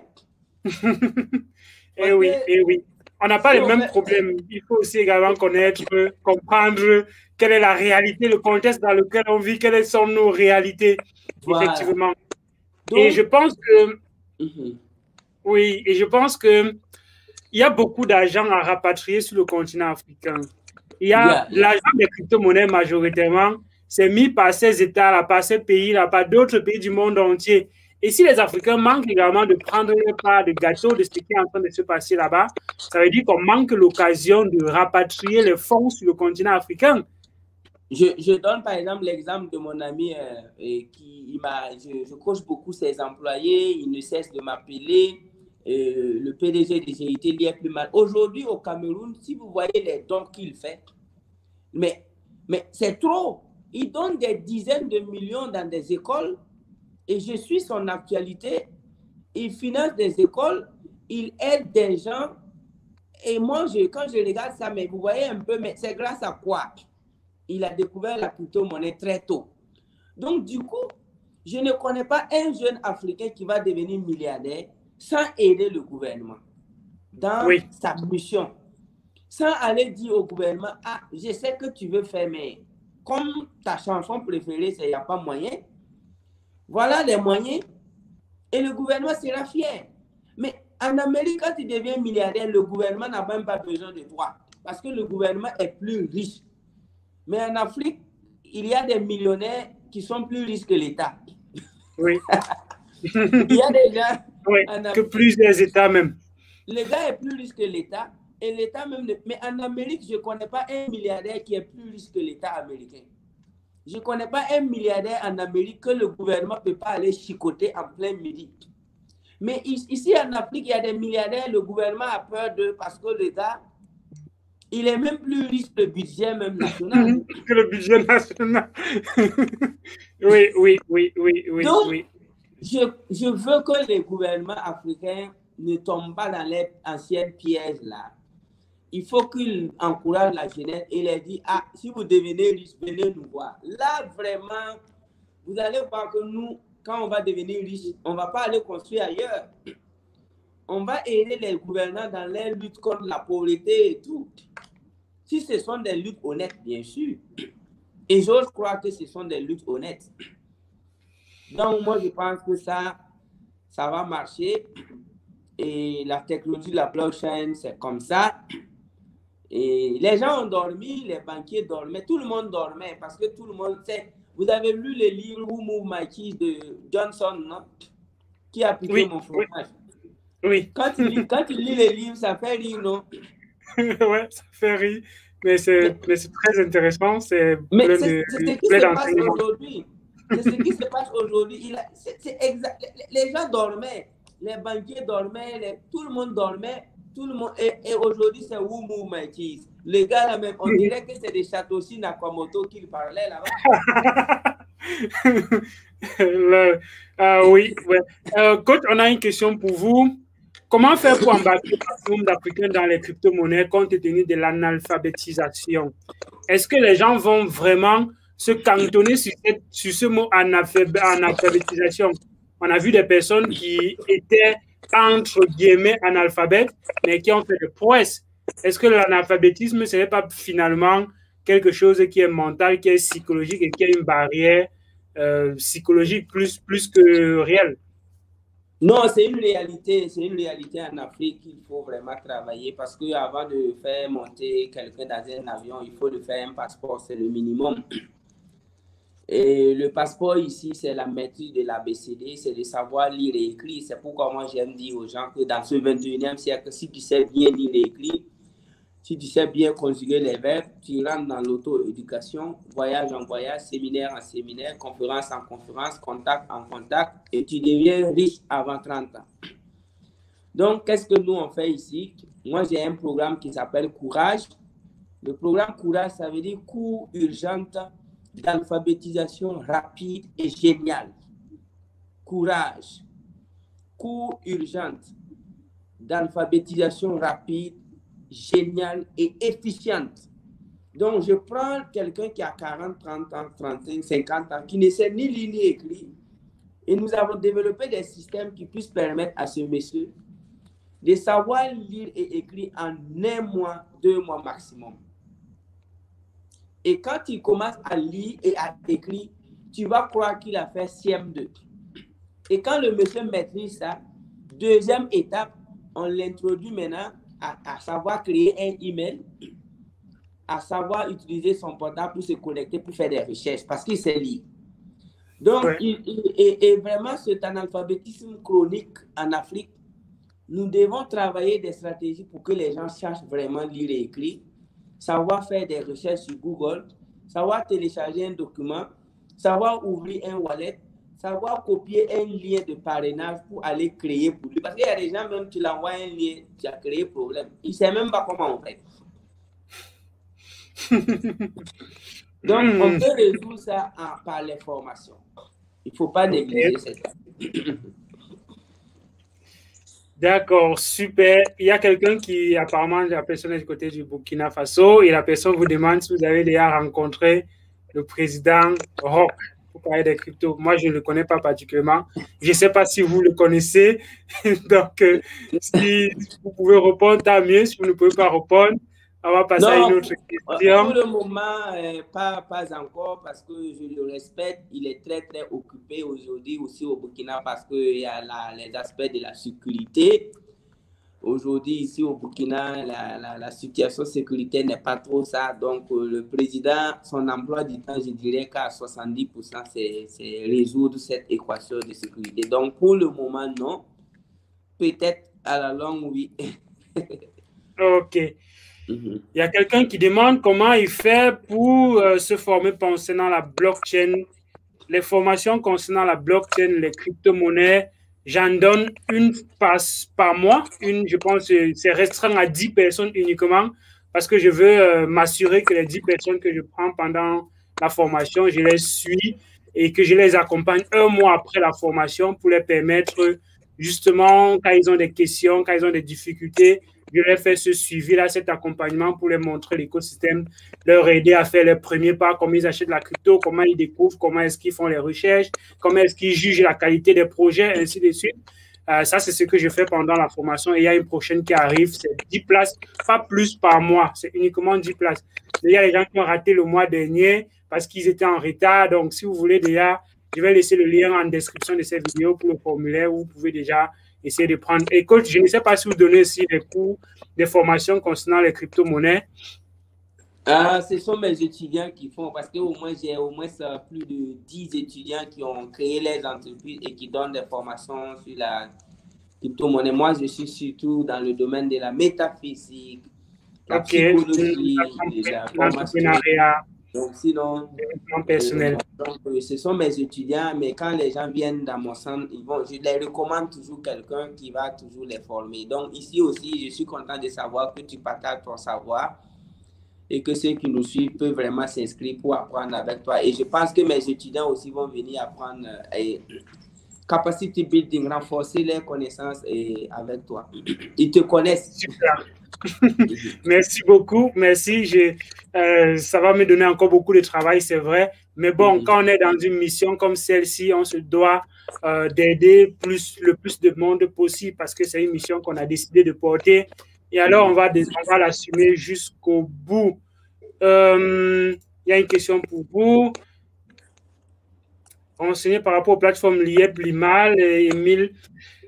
Je sais que ce n'est pas le sujet, mais je veux me renseigner par rapport aux plateformes Lieb, Limal de M. Sim. Ok, bon, c'est oui. Que moi je peux le dire. Ici, de nos jours, c'est Google, c'est YouTube. Parce que et les renseignements, c'est Google, c'est YouTube. Ici, vous avez écrit tout. Prenez cette phrase-là et introduisez dans Google ou YouTube. Vous allez voir tout ce que vous voulez voir. Exactement, exactement.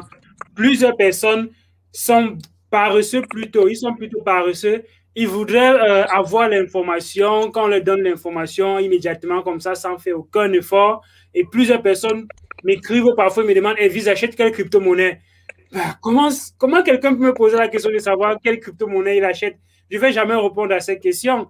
On n'achète pas une crypto-monnaie parce que quelqu'un d'autre a acheté. Je ne peux pas vous conseiller d'acheter une crypto-monnaie. Je ne sais pas ce que vous avez. Je ne sais pas quel est votre capital, quel est votre budget, quels sont vos objectifs. Je ne connais pas vos objectifs, donc je ne peux pas vous conseiller une crypto-monnaie.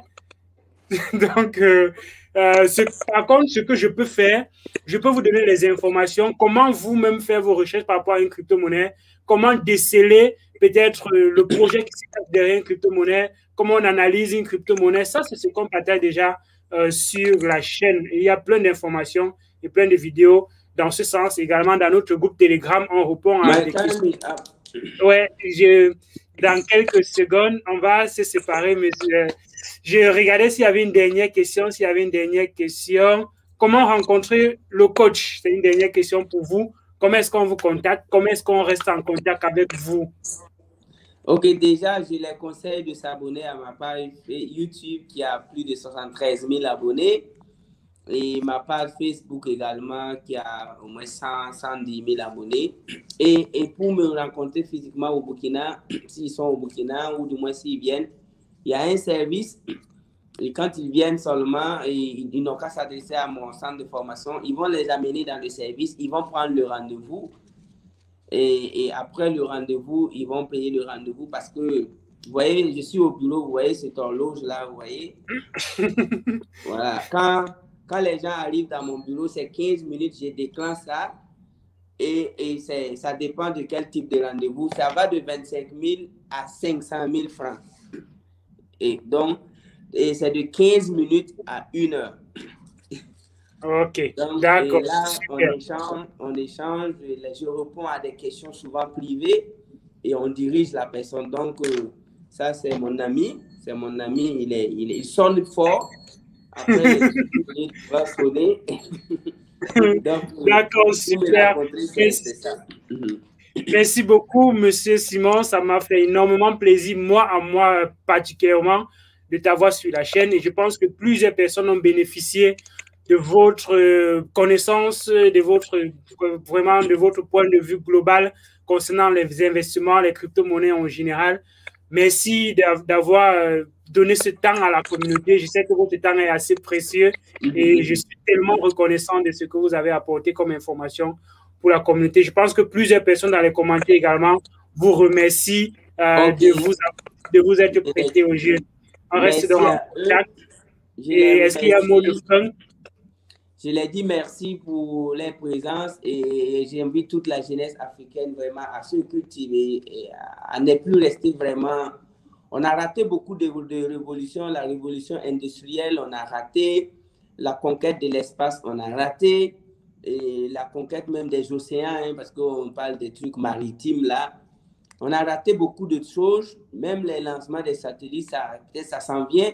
Mais pour ce qui concerne l'évolution et révolution blockchain, s'il vous plaît, faites vos recherches, cultivez-vous et vraiment, ça va vraiment aider tout le monde. Et je dis toujours, Africa is the future. L'Afrique, c'est le futur, mais il faut bosser pour que l'Afrique soit vraiment le futur. Merci à Abdul Karim Compaoré, merci à Elvis Konjo, merci à tout le monde. I really, really love you. Africa is the future. Thank you very much, coach. We are very glad to meet you here. Merci à vous d'avoir été connecté et restez connectés sur la chaîne. Abonnez-vous et on aura d'autres personnes aussi intéressantes sur la chaîne. À très bientôt. Bye bye. Bye bye. Thank you so much.